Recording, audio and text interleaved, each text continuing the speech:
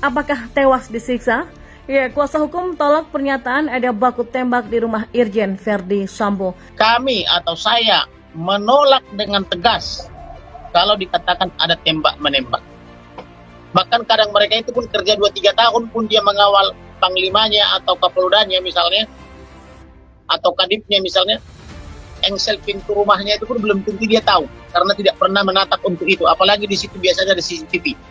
Tetapi karena ada penghilangan CCTV, dalam hal ini rekordernya, sehingga menjadi tidak ada bukti, dan tiba-tiba disambar petir buatan, maka kami menolak. Jadi kalau nggak dipanggil mana mungkin dia datang ke kamar. Itu aja. Apalagi menuduh dengan senjata. Lah, masuk begitu saja. Tapi ya itu terserah. Itulah kronologis katanya. Kita ya sah-sah saja. Biar versi orang itu kan. Soalnya anak kita udah meninggal. Semua hal terkait peristiwa ini pasti kami tanya.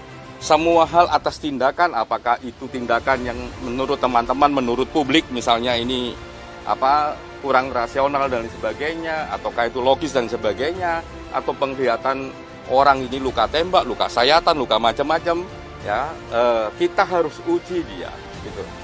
Nah, apakah mungkin misalnya CCTV dan sebagainya akan di-trace sama Komnas HAM? Mungkin lah, kami punya pengalaman banyak soal CCTV.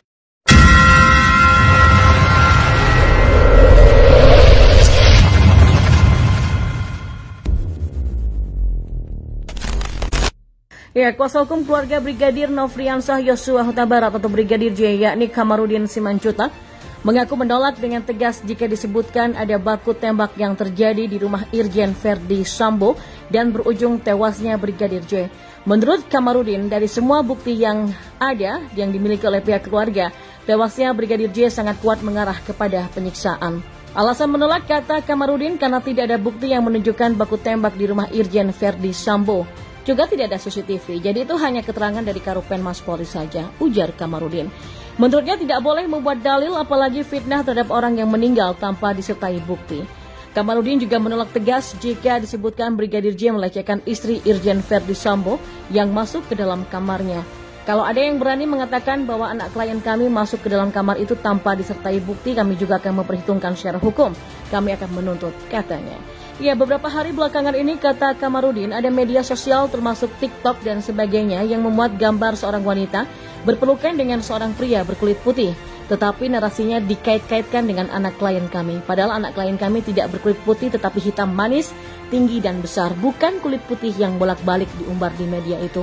Saya pastikan itu bukan anak klien kami, jadi jangan dibuat narasi-narasi seolah-olah wanita itu ada bersama-sama berpelukan dengan anak klien kami, kata Kamarudin. Menurut Kamarudin, ada sejumlah alasan pihak keluarga menolak jika dikatakan Brigadir J masuk ke kamar istri Irjen Verdi Sambo dan melakukan pelecehan dan penodongan.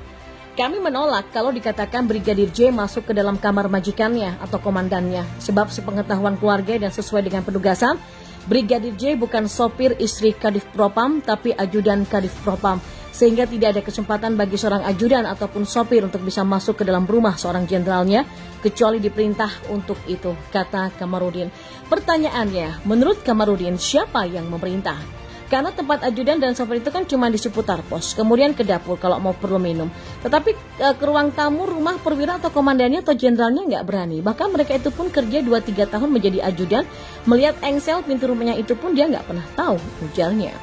Selain itu, menurut Kamarudin, pihaknya juga menolak narasi yang dikembangkan polisi karena TKP telah dirusak. Kamarudin menjelaskan pihaknya memiliki sejumlah bukti bahwa Brigadir J mengalami penyiksaan. Anak klien kami disiksa, dipukuli, disayat-sayat, entah apapun motif kebencian mereka, dirusak wajahnya, disobek hidungnya dengan senjata tajam, demikian juga bibirnya dan di bawah matanya. Kemudian di pundaknya di sebelah kanan itu ada juga dirusak sampai dengan dagingnya terkelupas, bukan dengan senjata peluru, kata Kamarudin. Kemudian kata Kamarudin, jari Brigadir J juga dirusak, dipatahkan dan ada kuku yang dicabut. Di belakang kepala juga ada seperti luka sobek yang sampai dijahit beberapa jahitan. Nah, pertanyaannya adalah apakah anak klien kami disiksa dulu baru ditembak atau ditembak dulu baru disiksa? Dari sini saya berani mengatakan ini adalah drama. Drama yang setelah kejadian baru diciptakan skenarionya, ini setelah kejadian, lalu diundang teman-teman dari penyidik, lalu disepakatilah seperti apa dramanya, tetapi terlalu mudah untuk ditebak. Dramanya itu antara lain, kata Kamarudin, adalah setelah Brigadir J meninggal, datanglah penyidik Polres Jakarta Selatan. Lalu mereka melucuti barang bukti, kemudian mengganti dekodernya CCTV tanpa izin Pak RT, diduga demikian. Kemudian menciptakan alibi seolah-olah ada yang pergi PCR dan sebagainya, itu diciptakan sedemikian rupa, ujar Kamarudin. Kemudian kata Kamarudin, ada pengangkutan jenazah dari rumah yang diduga tidak menggunakan ambulans karena tidak ada tetangga yang melihat dan mendengar ambulans. Seperti diketahui dari keterangan polisi, disebutkan Brigadir J tewas dalam adu tembak dengan rekannya Baradae di rumah Irjen Verdi Sambo. Keduanya adalah ajudan Irjen Verdi Sambo. Penyebabnya karena Brigadir J disebut-sebut melakukan pelecehan dan penodongan terhadap istri Irjen Verdi Sambo di kamarnya. Karena teriakan istri dari Irjen Sambo, Baradae menegur namun dibalas dengan tembakan sehingga terjadi adu tembak yang berujung tewasnya Brigadir J. Keterangan polisi itu pun dianggap janggal oleh banyak pihak, sehingga Kapolri Jenderal Listio Sigit Prabowo membentuk tim khusus gabungan untuk mendalami kasus ini dengan melibatkan Kompolnas dan juga Komnas HAM. Sementara Komisi Nasional Hak Asasi Manusia atau Komnas HAM masih terus bekerja melakukan penyelidikan untuk mengungkapkan kasus baku tembak sesama polisi di rumah Kadif Propam Irjen Verdi Sambo. Salah satu upaya yang dilakukan untuk mengungkapkan kasus penembakan tersebut adalah Komnas HAM akan memeriksa kamera pengawas CCTV di rumah Irjen Verdi Sambo. Sementara itu, Komisioner Komnas HAM Khairul Anam mengaku pihaknya mempunyai pengalaman banyak dalam memeriksa CCTV. Khairul Anam menjelaskan pada beberapa kasus pihaknya kerap menemukan informasi dan fakta lewat pemeriksaan CCTV. Selain CCTV, kata Anam, pihaknya juga akan memeriksa telepon seluler ataupun ponsel. Khairul Anam menjelaskan upaya memeriksa CCTV rumah Kadif Propam Polri merupakan bagian dari proses penyelidikan. Anam pun berharap dengan memeriksa CCTV tersebut pihaknya bisa mendapatkan informasi dan juga sebuah fakta yang baru. Nantinya berbekal informasi tersebut pihaknya akan menggunakan hal itu untuk melihat motif penembakan terhadap Brigadir J.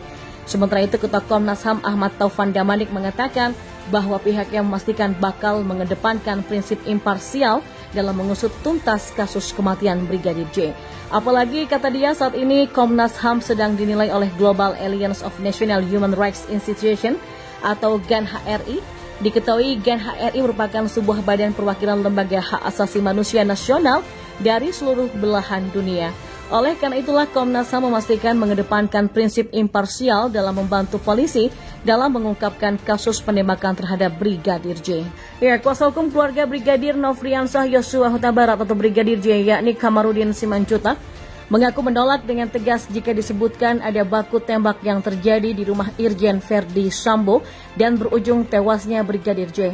Menurut Kamarudin, dari semua bukti yang ada yang dimiliki oleh pihak keluarga, tewasnya Brigadir J sangat kuat mengarah kepada penyiksaan. Alasan menolak, kata Kamarudin, karena tidak ada bukti yang menunjukkan baku tembak di rumah Irjen Verdi Sambo. Juga tidak ada CCTV, jadi itu hanya keterangan dari Karopenmas Polri saja, ujar Kamarudin. Menurutnya tidak boleh membuat dalil apalagi fitnah terhadap orang yang meninggal tanpa disertai bukti. Kamarudin juga menolak tegas jika disebutkan Brigadir J melecehkan istri Irjen Verdi Sambo yang masuk ke dalam kamarnya. Kalau ada yang berani mengatakan bahwa anak klien kami masuk ke dalam kamar itu tanpa disertai bukti, kami juga akan memperhitungkan secara hukum. Kami akan menuntut, katanya.